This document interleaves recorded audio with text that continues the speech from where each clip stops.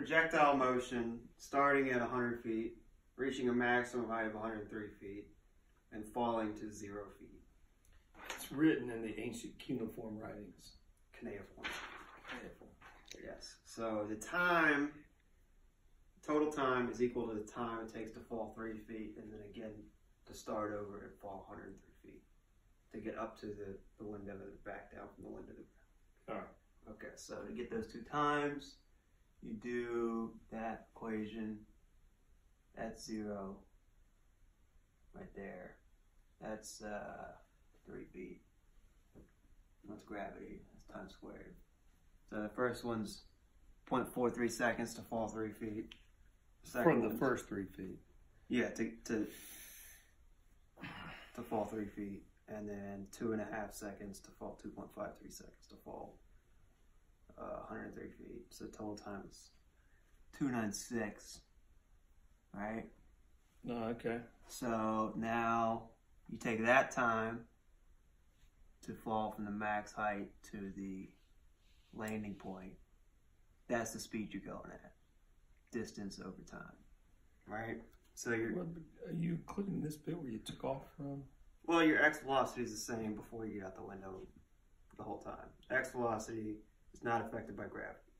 Gravity pushes you down. It does not slow you from running forwards.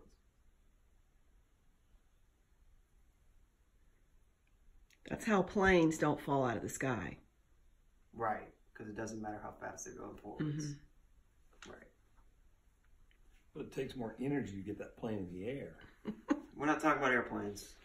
Yeah. Well, you just have, did. I did. Well, they have rocket boosters, but I'm explaining. Energy to do that. Rocket boosters. That bit right there. What you talking about?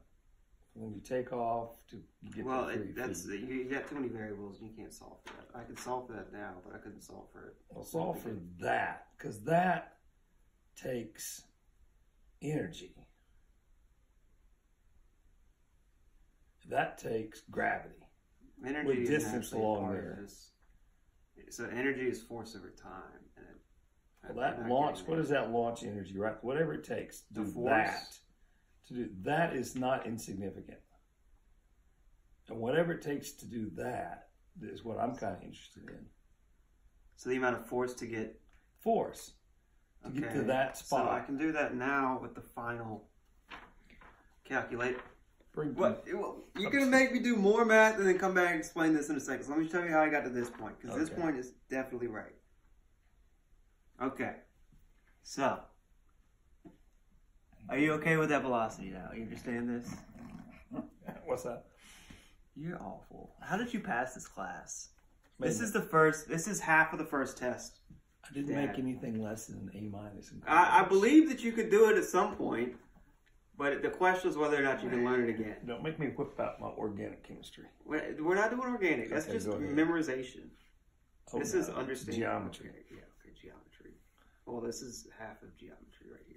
Go continue. Okay, so we know it takes 2.5 seconds to get from that point to that point, right? Mm-hmm.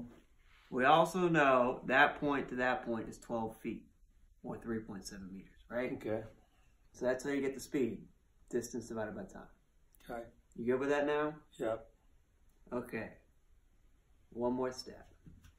We know the x velocity, and we know the angle. So,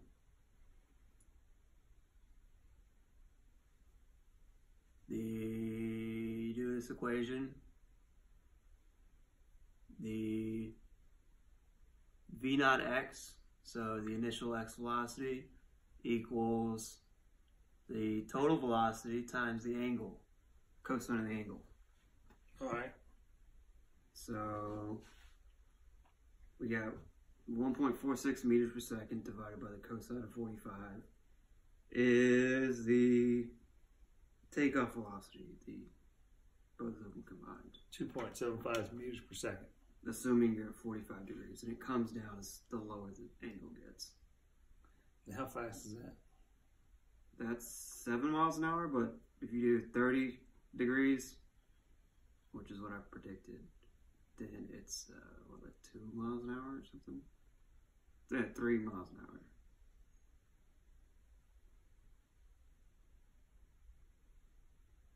Well, 45 degrees at 7 miles an hour. Yeah, but it goes down if you drop the angle. Right. 45 degrees is the best angle. No, 45 degrees is the best angle if you're on flat ground. Well, that's flat right there. That bit's flat. Well, we're not just talking about we're not just talking about. I mean, that's the angle you want. That's when you talk about 40. You're talking about that bit right there. Right. So if you do 30 degrees, you have to back up to clear the window. But it takes less energy. Hey, you have to go further. Well, it's okay. So let's leave it at 40 grand. I'm good with this. No, look, old man. So it's 40, I'm good with 45. So but that's not the easiest. That's not the optimum angle to get the furthest distance. It's lower. Think about. But you have to go faster to go. Now you have to go further. Because now you're back. Here's another question. I mean, these are great things. Now this is in a perfect world, right? No couch, no furniture, no nothing. Yes. So to clear that, yeah, and this isn't human motion. This is pure motion. Yeah, this isn't someone with legs it's a projectile. stumbling. It's a projectile. Yeah, it's a ball. It's a ball without air resistance. This isn't a human being stumbling over whatever's in front of him. Mm-hmm. But it's not going to double it. But if you put that to 30 degrees, you have to back that up. Mm-hmm. Which changes all this. No, it doesn't. You're in the air for the same amount of time. But if you take off sooner? Yep. You're still falling 3 feet or rising 3 feet and falling another 130. Does that make sense? Yeah, but if you start at 30 degrees, you're not gonna. This distance has got to be more. Has to be. Yeah, it is more. So your what do they call it? The displacement, like the distance traveled, is greater, but you. This is trying to do the math, assuming that Seth jumped out of a window. Buoyancy. Is that what you said? Displacement. That's buoyancy.